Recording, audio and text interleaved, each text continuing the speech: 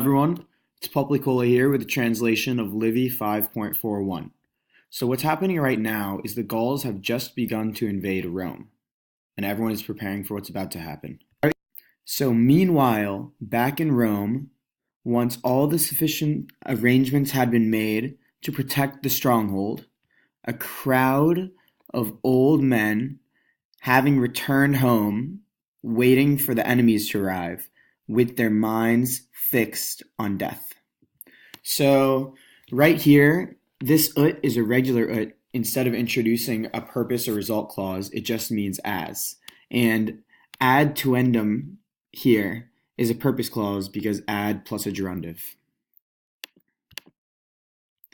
Those who had held the office of curule chose to die while wearing their badge of their former fortune, honor, and character. They put on the sacred garments which they wore while leading the chariots of the gods or triumphing through the city. And then they sat in ivory chairs before their dwellings. Here, Sant Qui introduces indirect speech because it's kind of separate from the story a little bit. So there are some who hand down that Marcus Folio, the Pontifex Maximus, was saying a song where he promised himself to the fatherland and the Roman curates.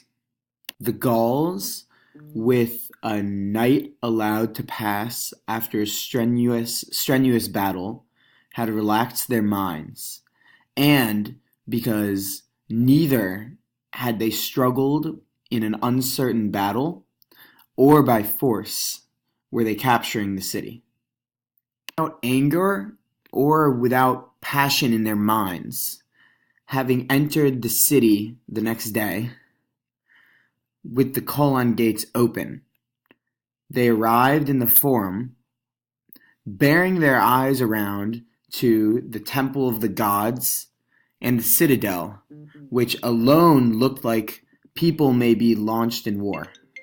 So here we've got a map of the colon gates.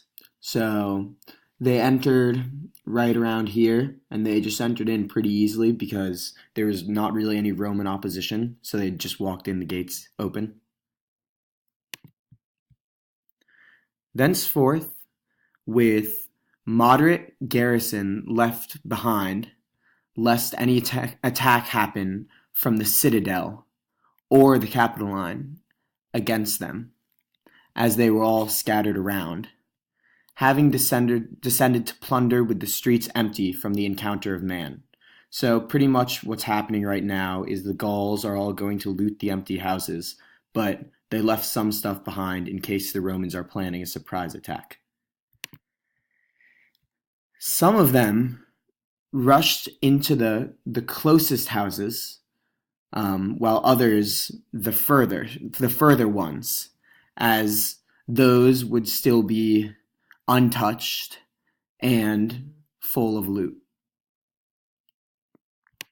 Henceforth, having been scared off by the solitude itself, lest some trick of the enemy might take out the wandering ones, into the forum and places near the forum, they all returned together. So here, this could be translated in two different ways, because this nay could either lead into a fear clause or it could lead into a purpose clause. So if it's translated as a fear clause, nay means is that. But if it's translated as a purpose clause, nay would mean is so that not. Where then, with the buildings of the plebs locked, and the atriums of the foremost people left open, a nearly greater hesitation holding them from going into the open than going into the closed. So they were hardly looking than in total awe at the men sitting in their entrance courts, Men that were most similar to gods, with the seriousness of their face which was bearing before them. Having turned towards them like they were statues, Marcus Papyrus, one of these guys, is said when a Gaul was stroking his beard at that time, which was sent out for all, which pretty much means it was the standard to have a long beard, to have moved his anger with an ivory baton struck upon his head. So here, while he's sitting like a statue, the Gaul starts to stroke his beard, and he hits him with a baton. And from this incident, a beginning of slaughter arose. The others were slaughtered in their seats. After the slaughter of the chieftains, it was spared to no one than of mortals. The roofs of houses were torn off, and fire was thrown into the empty houses. So after the incident where the Gaul was hit with the ivory baton, they kind of start raging at everyone and pretty much start wreaking havoc and destroying Rome. All right, Wale, thank you all for listening.